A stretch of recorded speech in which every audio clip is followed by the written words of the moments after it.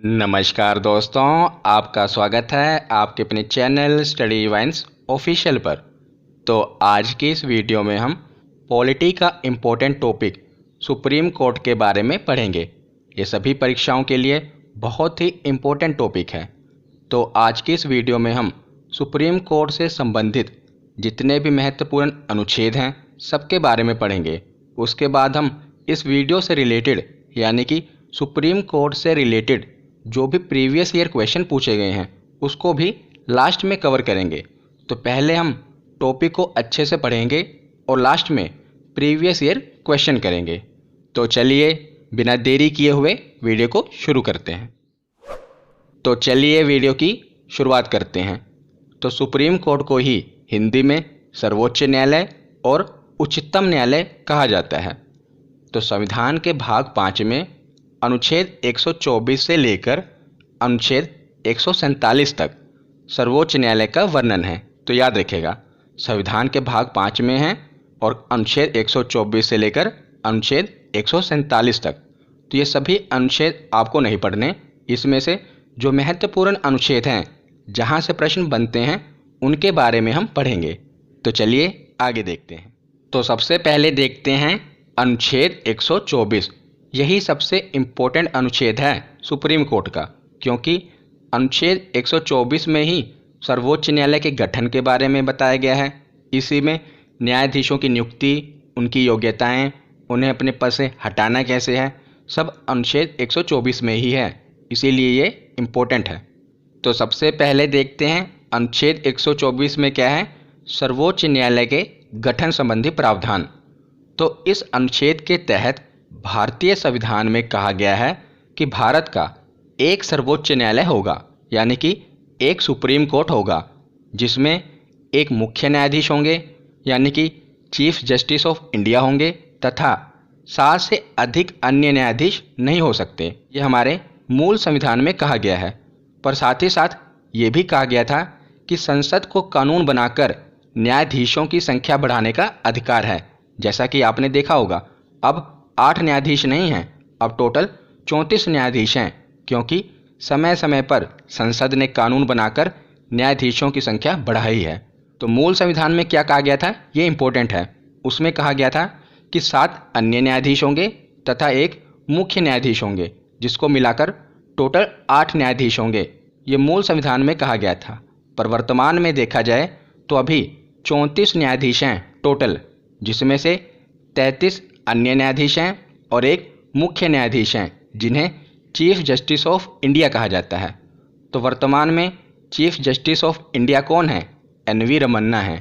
ये हमारे भारत के 48वें मुख्य न्यायाधीश हैं, एन.वी. रमन्ना। ये भी याद रखिएगा। तो आगे अब हम देखते हैं न्यायाधीशों का कार्यकाल, यानी कि सुप्रीम कोर्ट के जज का कार्यकाल कितना होता है। तो ये भी अनुच्छेद 124 के अंतर्गत आता है। जब 125 आएगा तो मैं आपको बता दूंगा। तो संविधान ने सर्वोच्च न्यायालय के न्यायाधीश का कार्यकाल तय नहीं किया है। हालांकि इस संबंध में निम्नलिखित 3 प्रावधान किए गए हैं। पहला, कि वह 65 वर्ष की आयु तक पदासीन रह सकता है। यही सबसे इम्पोर्टेंट है और यही एग्जाम में पूछा जाता है कि सुप्रीम कोर्ट के न्यायाधीश कितनी वर्ष की आयु तक अपने पद पर बने रह सकते हैं। तो याद रखिएगा, कितनी वर्ष की आयु, 65 वर्ष की आयु तक सुप्रीम कोर्ट के न्यायाधीश अपने पद पर बने रह सकते हैं। और उसके मामले में किसी प्रश्न के उठने पर संसद द्वारा स्थापित संस्था इसका निर्धारण करेगी। अगर कोई प्रश्न उठेगा तो संसद में ही वो सुलझाया जाएगा। और वह राष्ट्रपति को लिखित त्यागपत्र देकर पद त्याग सकता है। यानी कि जो सुप्रीम कोर्ट के न्यायाधीश हैं, अगर वो चाहें तो 65 वर्ष की आयु से पहले ही त्यागपत्र देकर अपना पद त्याग सकते हैं, तो उनका कार्यकाल पूरा हो जाएगा। और तीसरा प्रावधान है कि संसद की सिफारिश पर राष्ट्रपति द्वारा उसे पद से हटाया जा सकता है। तो संसद की सिफारिश पर न्यायाधीश को उसके पद से हटाया जा सकता है। पर हटाएगा कौन, तो राष्ट्रपति। और इतनी आसानी से नहीं हटाया जा सकता। पहले महाभियोग की प्रक्रिया लगेगी, लोकसभा में पास होगा, राज्यसभा में पास होगा, फिर राष्ट्रपति उसे अपने पद से हटाएंगे। तो याद रखिएगा, महाभियोग की प्रक्रिया लगेगी, इतना आसान नहीं है। तो ये 3 प्रावधान हैं जब न्यायाधीश का कार्यकाल पूरा हो जाएगा। पहला, कि 65 वर्ष की आयु अगर पूरी हो जाएगी तब न्यायाधीश का कार्यकाल खत्म हो जाएगा। दूसरा, अगर वो खुद ही त्यागपत्र दे दें। और तीसरा, जब उनके ऊपर महाभियोग की प्रक्रिया लग जाए, यानी कि संसद की सिफारिश पर राष्ट्रपति उन्हें हटा सकते हैं महाभियोग की प्रक्रिया के द्वारा। तो ये 3 प्रावधान हैं जिसके तहत न्यायाधीश का कार्यकाल खत्म होता है, याद रखिएगा। तो कार्यकाल हमने देख लिया। अब हम देखते हैं कि न्यायाधीश बनने की योग्यताएं क्या हैं। तो पहली योग्यता है कि वो भारत के नागरिक हों। क्या है? कि वो भारत के नागरिक हों। और बाकी की जो ये 3 योग्यताएं हैं, अगर इसमें से वो एक भी पूरी करते हैं तो वो न्यायाधीश बनने के योग्य हैं। पहली तो होनी ही चाहिए कि वो भारत के नागरिक हों, और इसमें और है, ये भी और है और ये भी और है, ठीक है। यहाँ पर मैंने लिखा है ना या। तो इन 3 कंडीशन में से अगर वो एक भी फुलफिल करते हैं तो वो न्यायाधीश बनने के योग्य हैं। पहली कंडीशन क्या है?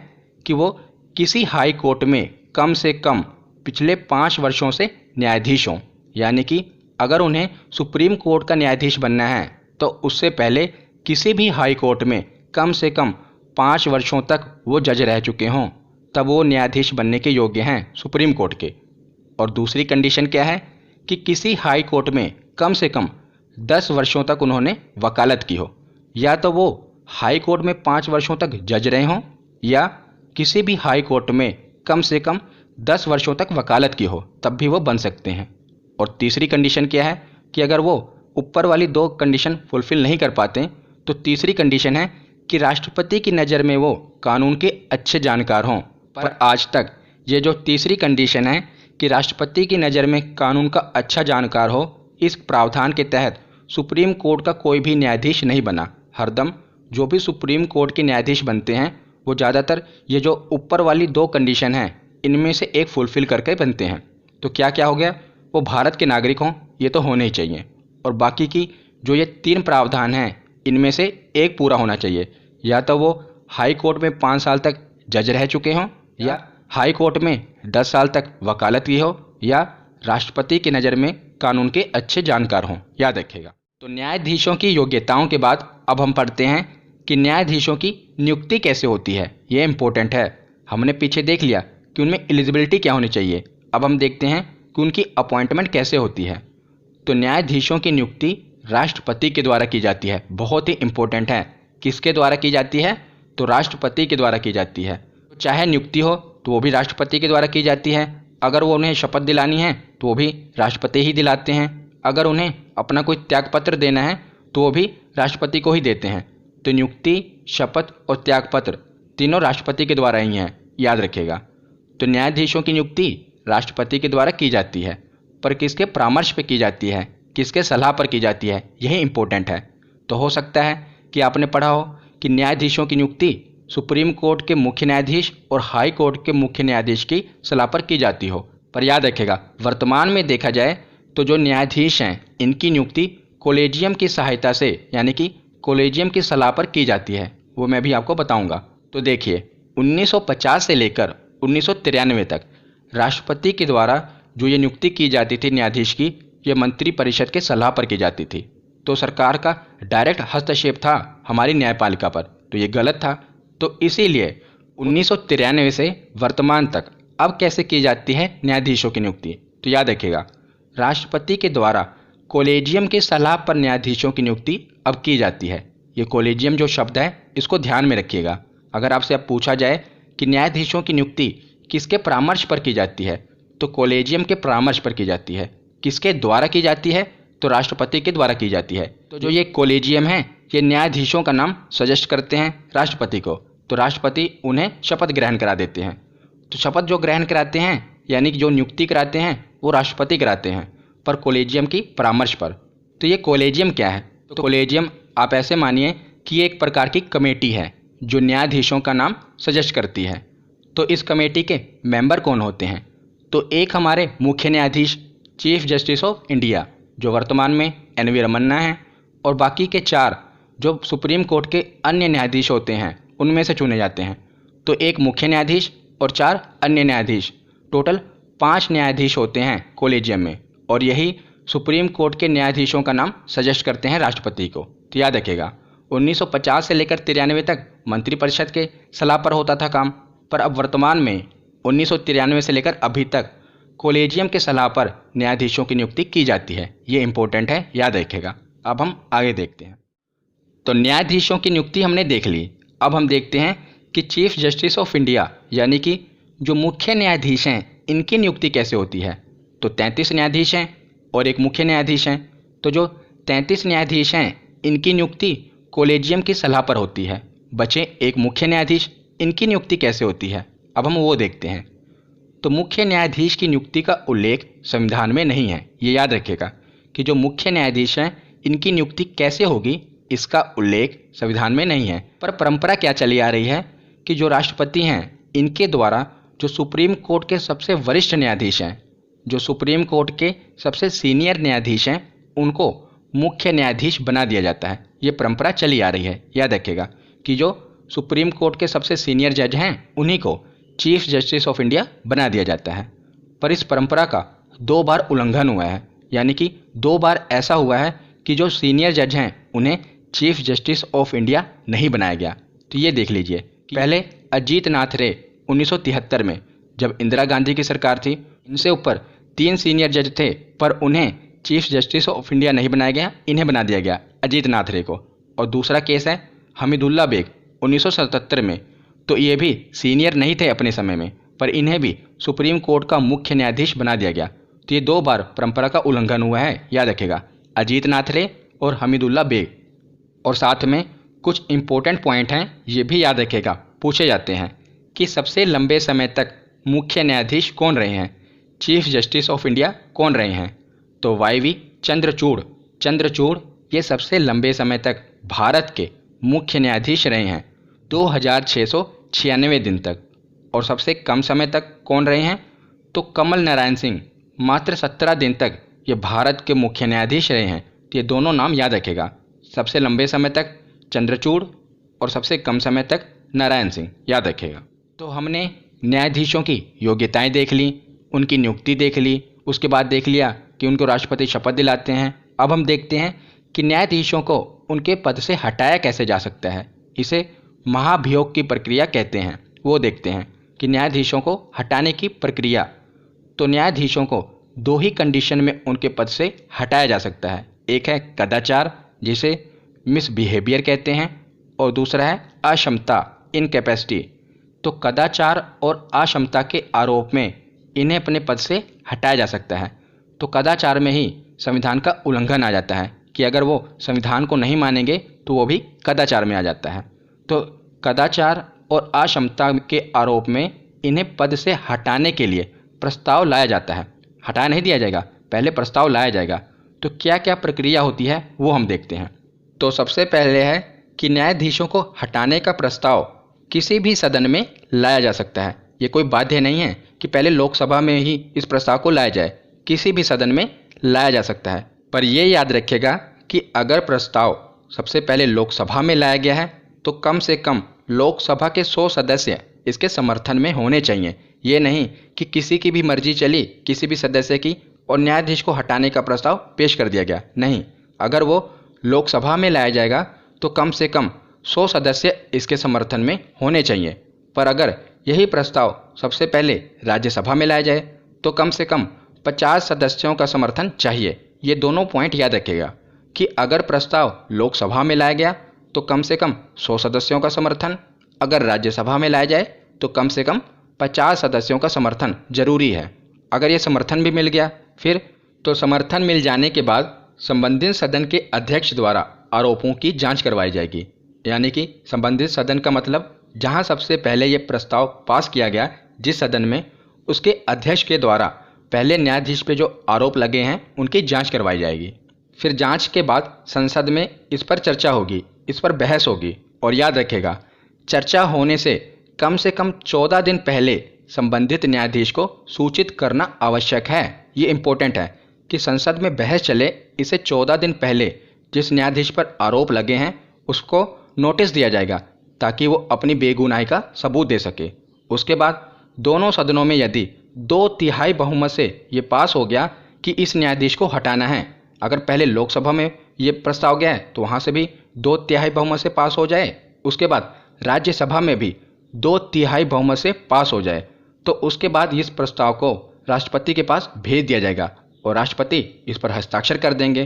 तो उसके बाद जाकर न्यायाधीश को हटाया जाएगा। पर याद रखिएगा, आज तक किसी भी न्यायाधीश को महाभियोग की प्रक्रिया से हटाया नहीं गया, क्योंकि बहुत ही जटिल प्रक्रिया है। पहले तो लोकसभा से 2/3 बहुमत से पास हो, उसके बाद राज्यसभा में भी 2/3 बहुमत से पास हो, उसके बाद किसी न्यायाधीश को हटाया जा सकता है। तो इतनी आसान प्रक्रिया नहीं है किसी भी न्यायाधीश को हटाने की।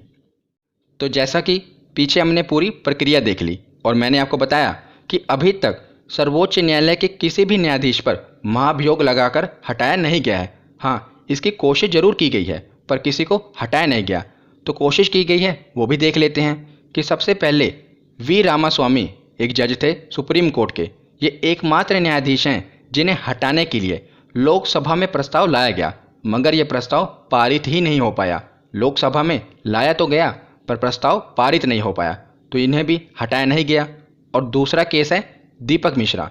ये भी सुप्रीम कोर्ट के एकमात्र न्यायाधीश हैं जिन्हें हटाने के लिए प्रस्ताव राज्यसभा में लाया गया और वहाँ भी इसे प्रस्ताव को पारित नहीं किया गया, इसे तो सभापति ने ही खारिज कर दिया। तो दो केस हैं, रामास्वामी को हटाने के लिए लोकसभा में प्रस्ताव लाया गया पर पारित नहीं हो पाया, और दीपक मिश्रा को हटाने के लिए राज्यसभा में प्रस्ताव लाया गया पर राज्यसभा के सभापति ने ही इस प्रस्ताव को खारिज कर दिया। तो ये दोनों नाम याद रखेगा, रामास्वामी और दीपक मिश्रा। तो अनुच्छेद 124 के बाद अब हम आते हैं अनुच्छेद 125 पर। तो इसमें क्या है, न्यायाधीशों के वेतन और भत्ते कि उन्हें वेतन कितना दिया जाता है। तो सर्वोच्च न्यायालय के न्यायाधीशों को भारत की संचित निधि से वेतन दिया जाता है, याद रखेगा। और जब तक यह अपने पद पर रहते हैं इनके वेतन से किसी भी प्रकार की कटौती नहीं की जा सकती। ये संविधान में लिखा है कि जब तक ये अपने पद पर रहते हैं इनके वेतन से किसी भी प्रकार की कटौती नहीं की जा सकती। हाँ, बढ़ाया जा सकता है पर कटौती नहीं की जा सकती। तो इन्हें वेतन मिलता कितना है ये देख लेते हैं। तो हमने पीछे देखा था कितने टोटल न्यायाधीश हैं सुप्रीम कोर्ट में, तो 33 अन्य न्यायाधीश और एक मुख्य न्यायाधीश। तो जो मुख्य न्यायाधीश हैं उन्हें 2,80,000 प्रति महीने मिलता है और जो अन्य न्यायाधीश हैं इन्हें 2,50,000 प्रति महीने मिलता है। तो मुख्य न्यायाधीश को 2,80,000 और जो अन्य न्यायाधीश हैं 33 न्यायाधीश हैं उन्हें 2.5 लाख, याद रखेगा। तो आगे देखते हैं अनुच्छेद 126। इसमें क्या कहा गया है कि कार्यकारी मुख्य न्यायाधीश की नियुक्ति। मान लीजिए कि मुख्य न्यायाधीश का पद रिक्त है, किसी भी कारण वजह से वो बीमार पड़ गए हैं या कहीं पर छुट्टी पर गए हैं, तो उनकी जगह पर कार्यकारी मुख्य न्यायाधीश की नियुक्ति की जाती है। तो मुख्य न्यायाधीश का पद रिक्त होने पर राष्ट्रपति सर्वोच्च न्यायालय के किसी भी न्यायाधीश को कार्यवाहक मुख्य न्यायाधीश नियुक्त कर सकते हैं अस्थायी तौर पर, याद रखेगा। यहाँ पर क्या कहा गया है कि किसी भी न्यायाधीश को, सुप्रीम कोर्ट के किसी भी न्यायाधीश को कार्यवाहक मुख्य न्यायाधीश नियुक्त कर दिया जाता है, पर जनरली जो सबसे सीनियर जज होते हैं सुप्रीम कोर्ट के उन्हीं को कार्यकारी मुख्य न्यायाधीश बनाया जाता है, याद रखेगा। तो अनुच्छेद 126 के बाद अब हम आते हैं अनुच्छेद 127 पर। इसमें क्या है, तदर्थ न्यायाधीश की नियुक्ति, जिसे इंग्लिश में कहते हैं एडहोक जज। तो 126 में हमने देखा कि जो मुख्य न्यायाधीश हैं अगर इनका पद अस्थायी तौर पर रिक्त होगा तो उसकी जगह पर कार्यवाहक मुख्य न्यायाधीश बनाए जाएंगे, पर जो बाकी के 33 न्यायाधीश हैं अगर उनका पद अस्थायी तौर पर रिक्त होगा तो उसकी जगह पर किसकी नियुक्ति की जाएगी वो इसमें बताया गया है। तो पहले मैं आपको बता देता हूं कि इसमें लिखा क्या है, उसके बाद आसान शब्दों में समझा दूंगा। तो गणपूर्ति नहीं होने की स्थिति में भारत का मुख्य न्यायाधीश एक अस्थायी अवधि के लिए सर्वोच्च न्यायालय के तदर्थ न्यायाधीश के रूप में किसी उच्च न्यायालय की न्यायाधीश की नियुक्ति कर सकता है और वह संबंधित उच्च न्यायालय के मुख्य न्यायाधीश के साथ परामर्श और राष्ट्रपति की पूर्ण सहमति के बाद ही ऐसा कर सकता है। तो इसमें क्या कहा गया है मैं आपको समझाता हूँ। तो मान लीजिए कि जो 33 न्यायाधीश हैं उनमें से कई न्यायाधीशों का पद रिक्त है, तो उनकी जगह पर अस्थायी तौर पर जो भारत का मुख्य न्यायाधीश है ये राष्ट्रपति की पहले तो सहमति लेंगे और उसके बाद किसी भी हाई कोर्ट के न्यायाधीश को जो भारत का सुप्रीम कोर्ट का न्यायाधीश है उनकी जगह पर अस्थायी तौर पर नियुक्त कर सकते हैं। उन्हीं को तदर्थ न्यायाधीश कहा जाएगा। पर ये याद रखेगा, मान लीजिए चीफ जस्टिस ऑफ इंडिया ने इलाहाबाद हाई कोर्ट के न्यायाधीश को अस्थायी तौर के लिए सुप्रीम कोर्ट का न्यायाधीश बना दिया, पर उससे पहले जो सीजेआई हैं इन्हें 2 लोगों की परमिशन लेनी होगी। वो कौन कौन है? एक तो राष्ट्रपति हैं, इनकी अनुमति लेनी पड़ेगी, और दूसरे जिस भी हाई कोर्ट से न्यायाधीश को लिया गया है, मतलब कि जिस भी हाई कोर्ट से न्यायाधीश को सुप्रीम कोर्ट का न्यायाधीश बनाया गया है, उस हाई कोर्ट के मुख्य न्यायाधीश से भी परमिशन लेनी पड़ेगी। जैसे इलाहाबाद हाई कोर्ट के न्यायाधीश को सुप्रीम कोर्ट का अस्थायी तौर पर न्यायाधीश बनाया गया, तो इलाहाबाद हाई कोर्ट के चीफ जस्टिस से परमिशन लेनी पड़ेगी भारत के मुख्य न्यायाधीश को, याद रखेगा। तो उस हाई कोर्ट के चीफ जस्टिस और राष्ट्रपति दोनों का परामर्श लेकर ही जो हमारे चीफ जस्टिस ऑफ इंडिया हैं ये तदर्थ न्यायाधीश की नियुक्ति कर सकते हैं। आशा करता हूँ आपको समझ में आया होगा। तो आगे है अनुच्छेद 128। इसमें क्या कहा गया है कि सेवानिवृत्त न्यायाधीश यानी कि रिटायर जो जज हो चुके हैं उन्हें भी सुप्रीम कोर्ट का न्यायाधीश अस्थायी तौर पर बनाया जा सकता है। तो मान लीजिए कि जो हाई कोर्ट के सीजेआई हैं इन्होंने परमिशन नहीं दी, किसी भी हाई कोर्ट के सीजेआई ने परमिशन नहीं दी, तो उस केस में जो रिटायर जज हैं उन्हें भी अस्थायी तौर पर न्यायाधीश बनाया जा सकता है। तो गणपूर्ति नहीं होने पर जो मुख्य न्यायाधीश हैं ये राष्ट्रपति की सलाह लेंगे और जो रिटायर जज हैं उन्हें भी अस्थायी तौर पर सुप्रीम कोर्ट का न्यायाधीश बना सकते हैं, याद रखेगा। आगे है अनुच्छेद 129, उच्चतम न्यायालय का अभिलेख न्यायालय होना, यानी कि जो भी सुप्रीम कोर्ट के द्वारा फैसला सुनाया जाएगा वो पत्थर की लकीर होगा, उसे एक रिकॉर्ड की तरह संभाल कर रखा जाएगा। मान लीजिए सुप्रीम कोर्ट ने कोई फैसला सुनाया किसी भी जुल्म के लिए और 1 साल की सज़ा दी, तो उसके बाद अगर वो जुल्म भारत में कहीं पर भी किसी के भी द्वारा किया जाएगा तो 1 ही साल की सज़ा सुनाई जाएगी। वो एक रिकॉर्ड की तरह होगा, चाहे कोई हाई कोर्ट हो या डिस्ट्रिक्ट कोर्ट हो या खुद सुप्रीम कोर्ट हो। अब उस जुल्म में 1 ही साल की सज़ा सुनाई जाएगी तो ये एक रिकॉर्ड की तरह दर्ज किया जाता है। वो तो सुप्रीम कोर्ट के द्वारा कोई भी फैसला दिया जाता है इसलिए सोच समझ कर दिया जाता है, ये एक रिकॉर्ड की तरह होता है। और अगर कोई भी हाई कोर्ट या डिस्ट्रिक्ट कोर्ट इस फैसले को नहीं मानेगी, मान लीजिए सुप्रीम कोर्ट ने 1 साल की सज़ा सुनाई और कोई हाई कोर्ट है उसने 2 साल की सज़ा सुना दी, तो उस न्यायाधीश पर केस हो सकता है, उस पर मुकदमा हो सकता है, याद रखेगा। इतनी पावर है सुप्रीम कोर्ट के फैसले की। अब हम आगे देखते हैं। तो अनुच्छेद 129 के बाद देखते हैं अनुच्छेद 130। इसमें क्या कहा गया है? उच्चतम न्यायालय का स्थान। तो सुप्रीम कोर्ट दिल्ली में स्थित है, यह संविधान में कहा गया है, और मुख्य न्यायाधीश को यह अधिकार है कि उच्चतम न्यायालय का स्थान कहीं और स्थानांतरित कर सकता है, मगर वो ऐसा निर्णय राष्ट्रपति की पूर्व अनुमति के बाद ही ले सकता है, याद रखेगा। राष्ट्रपति की अनुमति इसमें होनी चाहिए। तो आगे अब हम देखते हैं सर्वोच्च न्यायालय की शक्तियां एवं क्षेत्राधिकार। तो सबसे पहले देखते हैं प्रारंभिक क्षेत्र अधिकार की शक्ति। तो अनुच्छेद 131 के अनुसार कुछ मामलों की सुनवाई सिर्फ सुप्रीम कोर्ट में ही की जा सकती है। तो कुछ ऐसे मामले हैं जिनकी सुनवाई सिर्फ सुप्रीम कोर्ट में ही की जा सकती है, उनके नीचे न्यायालय यानी कि हाई कोर्ट या डिस्ट्रिक्ट कोर्ट में उसकी सुनवाई नहीं की जा सकती।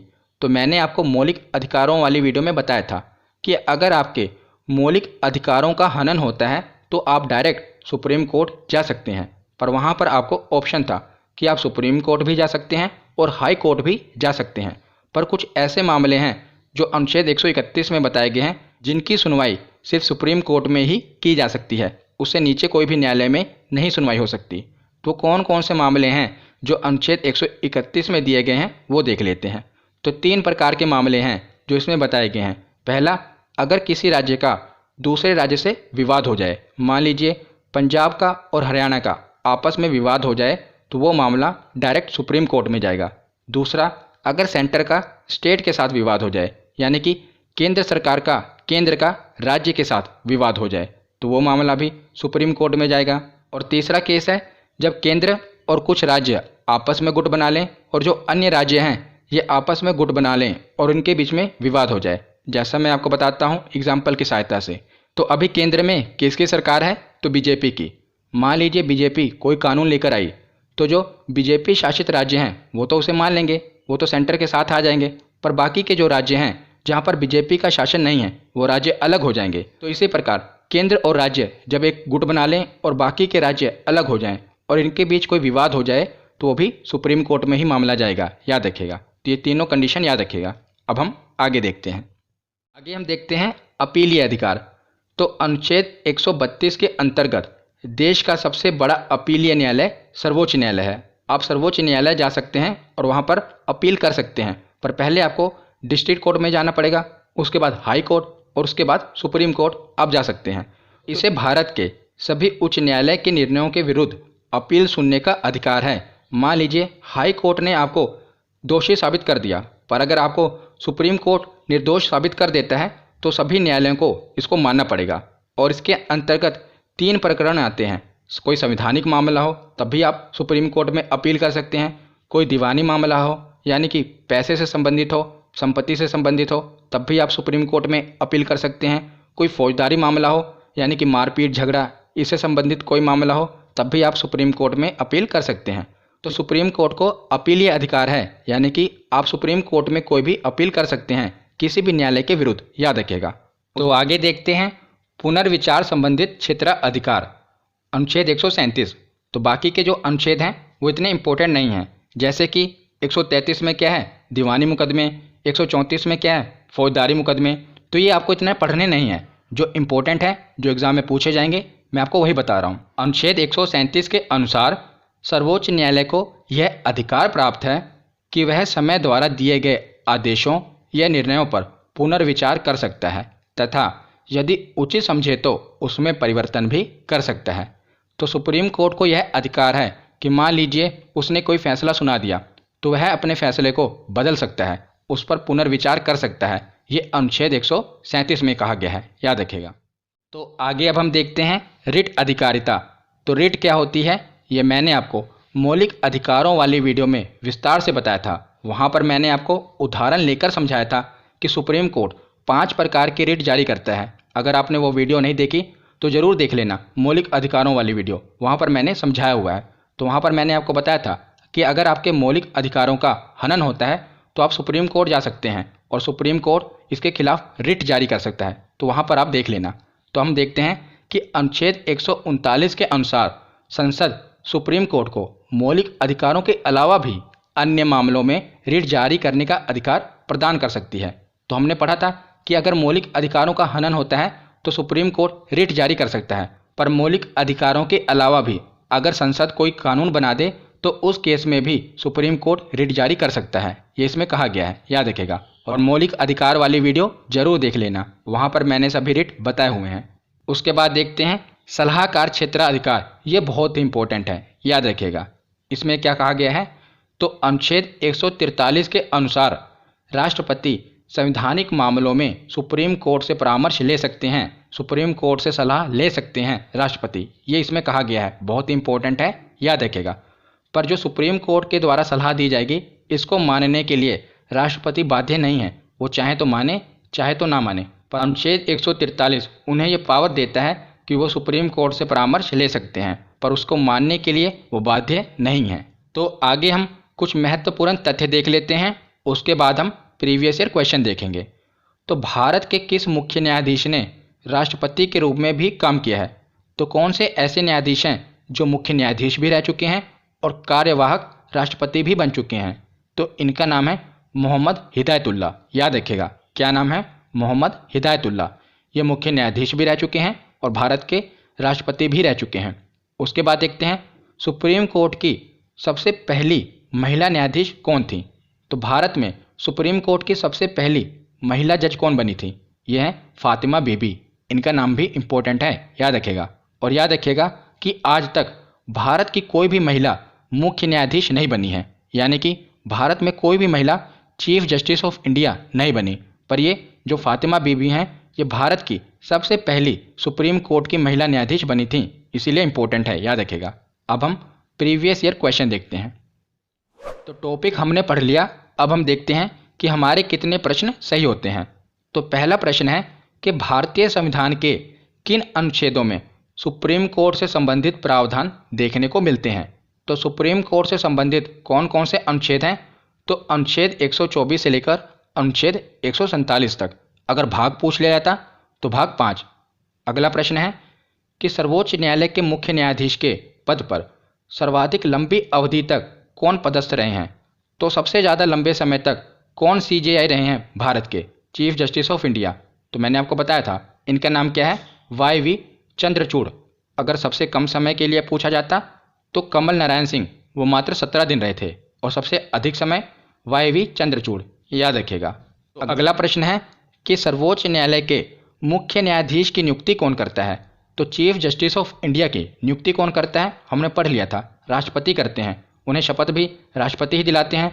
अगर उन्हें त्यागपत्र देना है तो वो भी राष्ट्रपति ही उनसे त्यागपत्र लेते हैं। तीनों चीज़ें राष्ट्रपति ही करते हैं। अगला प्रश्न देखते हैं। तो आगे है कि किसे संविधान का संरक्षक माना जाता है? तो सुप्रीम कोर्ट को संविधान का संरक्षक माना जाता है। अगला प्रश्न है कि सुप्रीम कोर्ट के गठन के समय सुप्रीम कोर्ट में कितने न्यायाधीश थे? तो जब सुप्रीम कोर्ट बना था तो मूल संविधान में कितने न्यायाधीशों की व्याख्या थी? तो 7+1 यानी कि 8 न्यायाधीश बताए गए थे जब सुप्रीम कोर्ट का गठन हुआ था। पर वर्तमान में कितने न्यायाधीश हैं? तो 33+1 यानी कि 34 न्यायाधीश हैं, जिसमें से 33 अन्य न्यायाधीश हैं और एक मुख्य न्यायाधीश हैं। अगला प्रश्न है कि भारत के सर्वोच्च न्यायालय का एक न्यायाधीश कितनी उम्र तक अपने पद पर बना रह सकता है? तो ये प्रश्न बहुत बार पूछा गया है।